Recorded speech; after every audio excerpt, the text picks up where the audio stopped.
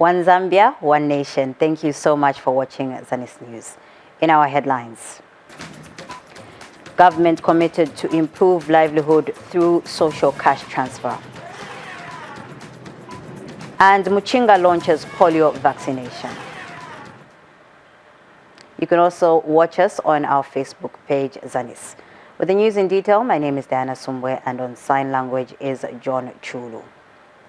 Central Province Permanent Secretary Muna Mwanakampwe has reaffirmed the government's commitment to improving the livelihood of vulnerable households through its digitalized social cash transfer payment program.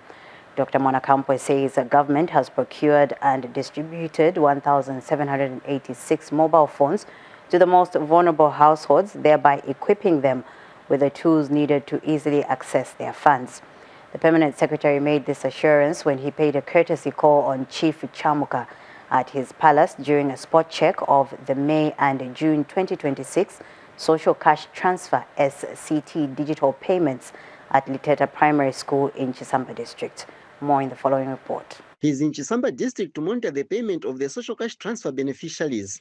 Before his scheduled program, Central Province Permanent Secretary Dr. Muna Mwanakampwe has paid a courtesy call on Chief Chamuka of the Lenje people of Chisamba and Kawe districts. Chief Chamuka has taken the opportunity to highlight some developmental issues affecting his chiefdom. It's very, very important that our people in the country spend some time to focus on what the head of state and his team have done for this country. We heard that there is some good news that the head of state will be visiting us in the chiefdom to come and commission the second phase of the 100 megawatts of solar power. The issue of free education is key. People should not condemn the approach, but instead we should appreciate government for keeping our children in school. Later in his address to social cash transfer beneficiaries in Liteta, Dr. Mwanakampwe observed that the social cash transfer scheme continues to transform lives. Here in Chisamba in 2022, the parents to President Hakainde Hichilema and his brothers and sisters who are differently able who were accessing social cash transfer, like DC mentioned, were only 4,000. Today as we speak, our mothers, our fathers, our brothers and sisters who are mothers and brothers and sisters to President Hichilema are now 11,026. He also used the opportunity to announce the progress made in the establishment of a trauma center in the district. The trauma center, money has hit the account, money has come to complete the trauma center with all the machines. This is to answer to the call of our mothers and fathers around the Liteta here and the accidents that happen along this road. Chisamba District Commissioner John Boyoma also addressed the gathering. Free education, social cash transfer. This government has done a lot of good things. We receive fertilizer on time, there's no more violence, and we now have two constituencies, Chisamba and Momboshi, which means more CDF funding in our area. Undanizimba, Zanis, Chisamba District, Central Province. We take you to Southern Province, where government has spent over 1.5 million Kwacha Constituency Development Fund, CDF, in Kalomo District on constructing a mortuary at Habulile Mini Hospital in Dudumwezi in Chief Chikanta's chiefdom. The development has elated Chief Chikanta, who has appreciated President Hakainde Hichilema for the increased CDF initiative. The traditional leader said the people of Chikanta faced a number of problems in various sectors, which the CDF has now solved. Kalunga Msonda has the details. Community-driven projects under the Constituency Development Fund CDF are bringing essential services closer to people, especially in rural communities. In Chief Chikanta's chiefdom of Kalomo District, one of the standout CDF projects is the construction of a new mortuary and a mother's shelter at Mabombo Clinic. Also brought in some clinics on board. Under Dundumwezi, we are happy to report that we also we have constructed a mortuary in Habulile at Habulile Health Facility in Chikanta Ward. That to us is significant. The new mortuary is expected to ease the burden of transporting bodies over long distances while providing dignified and accessible mortuary services for the local community. That when we have people who die in Chikanta, we have to take to the nearest mortuary, which is at Macha Hospital, about 38 kilometers from the Chikanta Palace. So that has been a big challenge for community members. When they lose their loved one, they have to spend money to take the body to the mortuary in Macha and then bring back that body for burial, which has been a cost. Now under CDF, we have constructed a mortuary at that site, which is complete actually.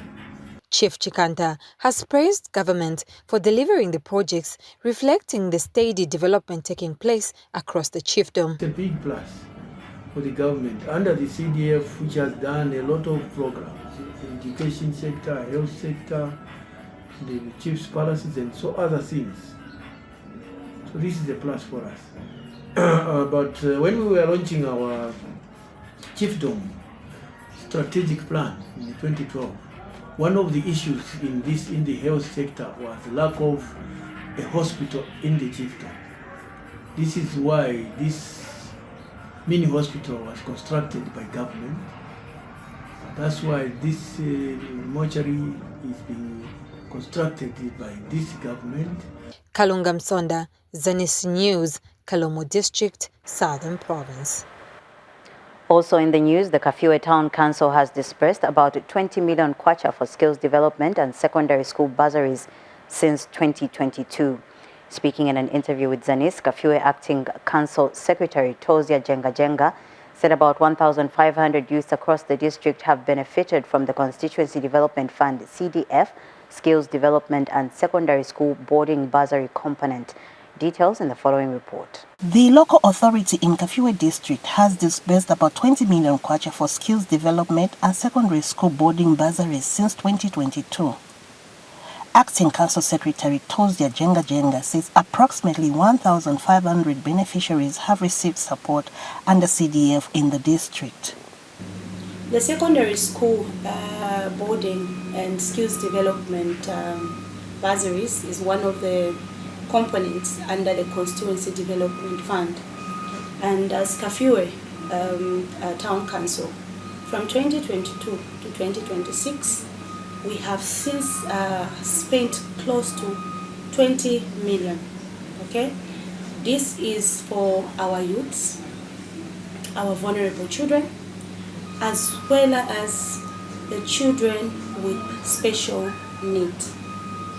Now, under the skills development, we have since sponsored close to 1,000 youths who have done different skills in different categories, and this is from different Taveta accredited institutions. Under that component, we have spent close to 18 million. And Totasha Disability Organization Director Joseph Mwaba has commended the government for ensuring that children with disabilities are not left behind in accessing education. Irene Nganga, Zanis, Kafue. In Western Province, a total of 1,577 girls are currently benefiting from the Keeping Girls in School KGS program in 15 schools across Nalolo District.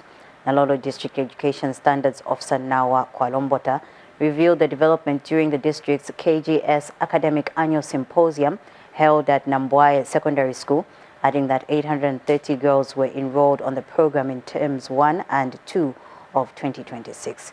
Zefue Mwangala now reports. To empower vulnerable girls through education, the Ministry of Education is implementing several programs, including Keeping Girls in School, KGS. In Nalolo District, Keeping Girls in School is more than a program. It's a commitment to the future. District Education Standards Officer Nawa Kwalombota says 1,577 girls are currently benefiting from the program. Nalolo District is one of the 95 implementing districts. It has a total of 15 KGS schools, that is secondary schools, with a total of 1,577 577 active KGS beneficiaries, while 830 have since been enrolled in Term 1 and 2 of 2026.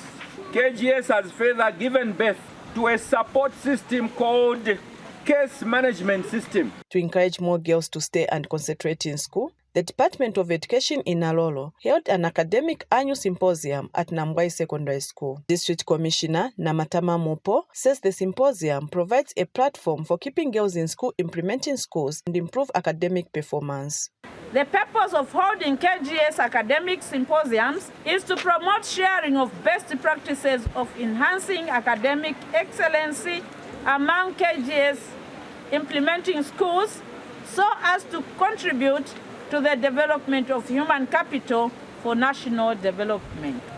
Continue studying hard because the environment that we have under President Hakainde Hichilema is conducive for you to learn without any obstacles. The beneficiaries have pledged to work harder and have appealed for more girls to be enrolled on the program. As beneficiaries, we kindly appeal for the continued support and expansion of the KGS programs so that even more vulnerable girls can have the opportunity to complete their education. We promise to use this opportunity wisely. Various stakeholders also gave motivational talks, urging the girls to make informed career choices. Reporting for Zanis in Alolo District, I'm Sifue Mwangala. In Eastern Province, Provincial Permanent Secretary Portole says the government has introduced progressive policies and amended pension laws to ensure workers receive decent salaries, wages and retirement benefits. And speaking in Chipata District recently, Public Service Pensions Fund Director General Francis Nyirenda said the changes have also brought about the harmonization of pension schemes for the benefit of workers. More in the following report. Government recently amended key laws governing pensions in Zambia in order to modernize retirement systems and ensure sustainable benefits for workers, among others. And authorities from the Public Service Pensions Fund, National Pension Schemes Authority, and Local Authority Superannuation Fund are engaging stakeholders to update them on the meaning of these reforms. Speaking in Chipata Eastern Province, Public Service Pensions Fund Director General Francis Nyirenda said the changes have brought about the harmonizations of pension schemes for the benefit of workers. What do these new laws that have been assented to by the President entail? Number one, for PSPF, the implication is that those that were left out at the time that NAPSA was introduced will now be onboarded. So there's an introduction of first tier scheme offered by NAPSA, which is supposed to offer the Social Security scheme. And then second tier under the Occupational Pension Scheme administered by the Public Service Pensions Fund. And then the third tier is voluntary scheme. What it means is now going ahead, members will have to contribute to both schemes, to NAPSA and PSPF. The implication is that they will have an enhanced pension benefit package at the end of their working life. And the labor movement is pleased that the amendments have tackled long-standing bottlenecks in the pension systems. Pushing for these reforms, the pension reforms, started a long time ago. So successive governments did not work on this. But we are happy that the new non-government has worked on the reforms and the President signed the reforms recently. Meanwhile, the Eastern Province administration made this assurance to workers. Your government has seriously therefore upheld, the system of even maintaining people on payroll. Okay? After they retire, we separate you carefully and continue to get your salary until we pay you the package. That is in a bid to respect you as a worker. That is in a bid to ensure that there is no destitution among public service workers in Zambia. Chimba Mwape, Zanis News, Chipata District, Eastern Province. The Ministry of Health in Muchinga Province has officially launched round 3 of the novel oral polio vaccine campaign with a vaccination target of over 240,000 children under the age of 5 years. Speaking during the provincial launch in the Ilondola area of Shuangandu district, Administrative Officer Christopher Banda urged the community to utilize the immunization period running from today, July 21st to 24th, 2026, to protect their children against polio. Miriam Kumwenda has the details in this report. Muchinga Province has officially launched the third and final round of the door-to-door polio immunization campaign. The exercise aims to protect all children under the age of 5 across the province. The launch, held in Ilondola area of Shuangandu district, was graced by Shuangandu District Administrative Officer Christopher Banda, who represented the government. Banda said government is committed to ensuring a polio-free nation, adding that this campaign is vital for our children's future. The polio services will be provided in all public health institutions. Health workers and community health volunteers will be on hand to provide the necessary information on selected implementation sites in your localities. Each household will be visited and all eligible children from 0 to 59 months will be vaccinated and a little lift finger will be painted. Speaking at the same event, Provincial Health Representative Felix Chola emphasized that the third round marks the final phase of the current immunization exercise. The government of the Republic of Zambia and its collaborating partners have supported all the 3 rounds of vaccination in the 6 provinces bordering with Malawi, and this includes Muchinga. The target is children under 5 years, of which Muchinga province is expected to vaccinate not less than 240,000 children.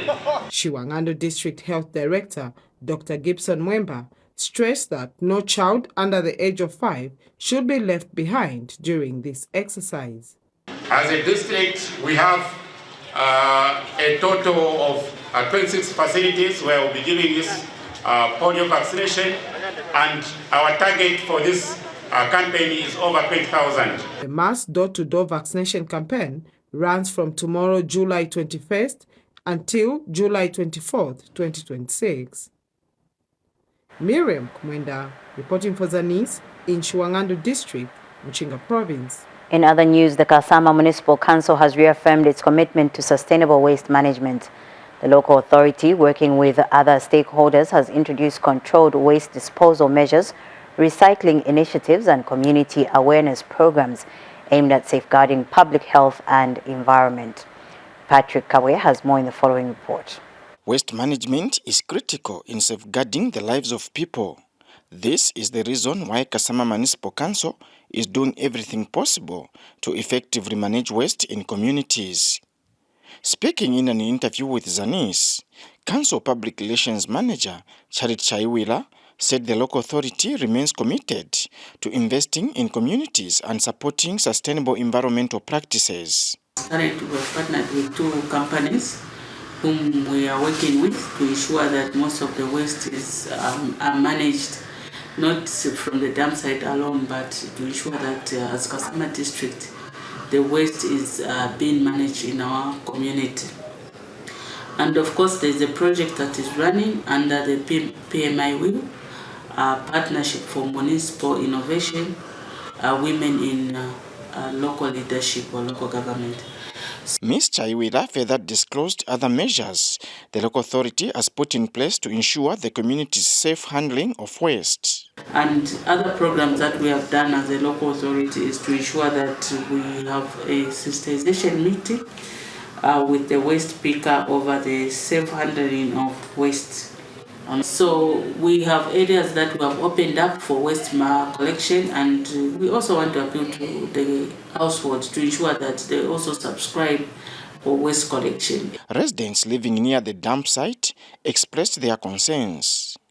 We suffer from the smoke, and the foul smell makes it hard to live here. The dump site is close to our house. The waste sometimes reaches the roadside. When they burn it, the smoke affects us. And health authorities in Kasama highlighted the health risks associated with poorly managed waste. So we have different kinds of infections that are associated with poor management of waste. And some of them are waterborne diseases such as cholera, typhoid, dysentery, and other diarrheal diseases. The waste is carried away by the rains and it contaminates the water sources. Other diseases may be skin infections as well as eye infections such as trachoma and conjunctivitis. Patrick Kabwe, reporting for Zanis in Kasama District. And finally, voter education facilitators in Mambwe District are on course to reach all registered voters with voter information ahead of the August 13, 2026 general elections.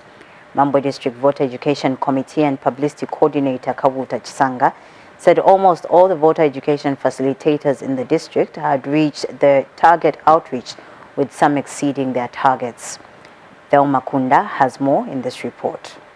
As the country prepares to go to the polls on 13th August 2026, voter education facilitators in Mambwe District are working tirelessly to ensure a seamless process that addresses voter apathy and wrong marking of ballot papers, among other issues. The voter educators in all the 15 wards of the district have already reached their outreach targets, with some exceeding targets. Some facilitators shared their field experiences. People do really appreciate with this coming program, especially some topics like marking the ballot paper correctly, the voting procedure, and the types of elections. And most of them, they do promise to go and cast their vote during these coming elections. Meanwhile, some community members are satisfied with the services rendered by the electoral staff. What the VEFs have taught has helped me to understand that there are people who may come to buy my NRC or voter's card, and that I shouldn't sell these two documents so that I can be able to exercise my right to vote. Mambwe District has a total of 54,615 registered voters. Thelma Kunda for Zanis in Mambwe District, Eastern Province. To end the news, we recap on stories making headlines. Government committed to improve livelihood through social cash transfer. And Muchinga launches polio vaccination. On behalf of my sign language caster, John Chulu, and the entire Zanis News crew, thank you so much for watching.